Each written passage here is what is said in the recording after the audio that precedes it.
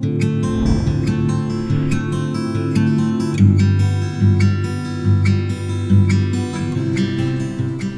interessante essa abordagem. Eu creio que tomar de empréstimo aqui uma palavra que eu vi, não sei de quem, não sei aonde, mas que todo extremo é perigoso, né?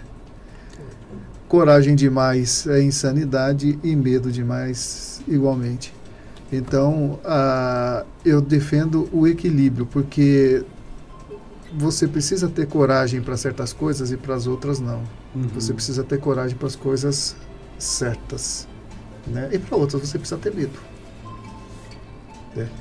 E como o pastor Davi Amans bem colocou, o medo, ele é uma espécie de proteção, é um instinto de autopreservação, né? Acho que esse termo fica até adequado. O instinto de autopreservação, então, ele gera o medo. Então, o medo, ele faz parte desse instinto que nós temos por natureza. Até os animais têm, né? E diz que as pessoas mais corajosas são as que morrem mais cedo, né? Então, a gente precisa ter esse discernimento. E quando a Bíblia fala de coragem, né, como bem colocaram aqui os colegas, coragem para um determinado propósito. E quando Deus te confia um propósito, Ele também te capacita, né? Lá em 1 Coríntios, se eu não me engano, Romano, numa das epístolas de Paulo, ele diz, né, e aos que chamou também os predestinou e qualificou também, né? Então Deus é Ele que Ele te comissiona e Ele te capacita. E agora eu creio que essa capacitação de Deus envolve também a coragem, né? Porque você está capacitado, mas não tem coragem de ir, não adianta nada. Então Ele te capacita, Ele te encoraja a executar a obra que tem que ser executada. Agora, pastor, o senhor tocou no ponto aí, nós como os líderes, como os pastores, nós temos que ser encorajadores da igreja, dos irmãos. Agora, encorajadores em que medida? Ou em relação a quê? Né, isso pode ter também uma ressonância ruim se o objeto dessa coragem não for muito bíblico, vamos dizer assim. Mas quando você precisa de coragem, por exemplo, para salvar uma vida de um incêndio, um filho, né, a casa está pegando fogo, e teu filho está lá, ou tem alguém lá, não precisa nem ser o filho, mas tem alguém lá, né? Você precisa ter coragem para arriscar sua própria vida, mesmo que você morra, mas a coragem, de repente, naquele momento vem, você vai e retira a criança de lá e salva, né? Há muitos casos, tanto na Bíblia como na vida real mesmo, de pessoas que arriscaram suas vidas, enfrentaram a coragem e às vezes até perderam a vida, mas foram corajosos. Ou seja, exerceram a coragem por uma causa nobre. Isso me faz lembrar de um livro que eu li certa vez, que falava sobre liderança.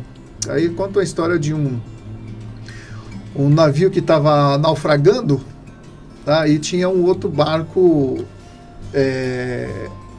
um pouco distante, né? E que eles souberam desse navio que estava naufragando e tudo, e estava aquela tempestade, aquela coisa toda, e aquele barco não tinha condições de ir lá e salvar, resgatar as pessoas. Mas o capitão falou, não, vamos lá, vamos salvar e tudo. E aí um dos marinheiros falou, capitão, nós nunca conseguiremos voltar.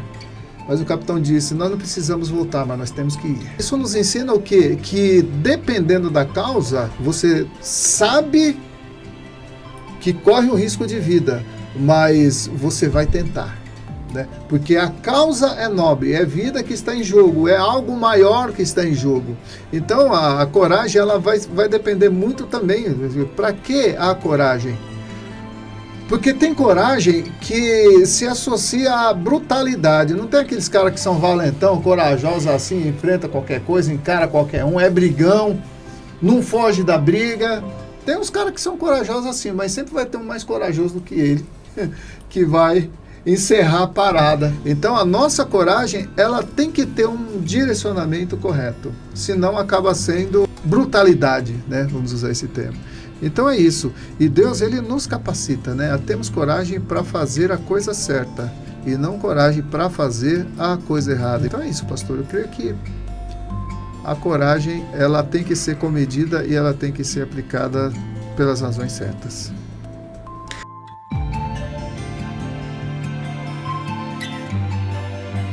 Eles tiveram fé para largar tudo, para largar as redes, largar as profissões e tal, e seguir a Jesus. Eles tiveram fé para isso. Verdade. Né? Então a gente não pode desmerecer esse fato. O pastor Davi bem colocou também que é fácil a gente estar aqui, né, numa sala com ar-condicionado e tal, e julgá-los, falar, não, eles fraquejaram, Pedro traiu Jesus, Judas, vão malhar o Judas, né? Tem até um dia destinado a malhar o Judas. Verdade.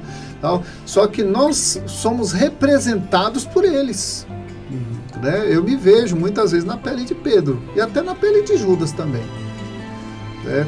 Então, muitas vezes a gente age como juiz das pessoas que vacilaram na fé, né, nos tempos bíblicos, e a gente fica botando defeito, mas se a gente tivesse lá, a gente talvez nem traz para a galeria dos heróis, né?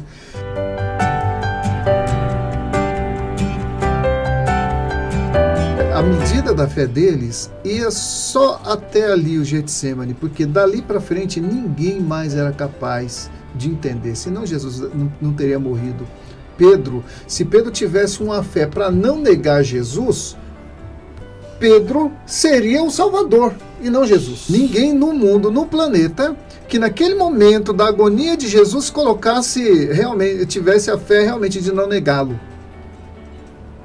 Tanto é que a história caminhou nessa direção. Não houve ninguém, nem os discípulos suportaram o conflito, a batalha espiritual que Jesus teria que enfrentar sozinho. Eles tiveram fé até ali. Até ali. Dali para frente era Jesus e Satanás. Não havia intercessor. Não, por mais que os discípulos até quisessem, eles não podiam, a fé deles iria se limitar. Agora, porque Jesus precisava morrer, e isso aos olhos dos discípulos era inconcebível, visto que ele ressuscitou Lázaro, ressuscitou, né, um bocado de gente, fez milagre, mas Jesus precisava experimentar tudo que é possível um homem experimentar, e os discípulos não estavam preparados para ver Jesus passando por tudo aquilo. Né? Agora, quando ele ressuscitou, a coisa mudou, porque agora o Espírito Santo, inclusive, eles só se converteram mesmo com a descida do Espírito Santo, porque sem o Espírito Santo ninguém se converte. Você pode até se convencer, né, da realidade de Jesus, da realidade da ressurreição, mas Jesus falou para os discípulos assim, olha, esperem em Jerusalém, não façam nada ainda, até que do alto sejais revestidos do quê? Do poder. Então, o que gerou fé dos discípulos, a fé que inclusive levou Pedro a ser crucificado de cabeça para baixo, não foi a fé que eles tinham antes da crucificação, antes da prisão de Jesus. Foi a fé que veio depois da descida do Espírito Santo. É o Espírito Santo que gera essa fé.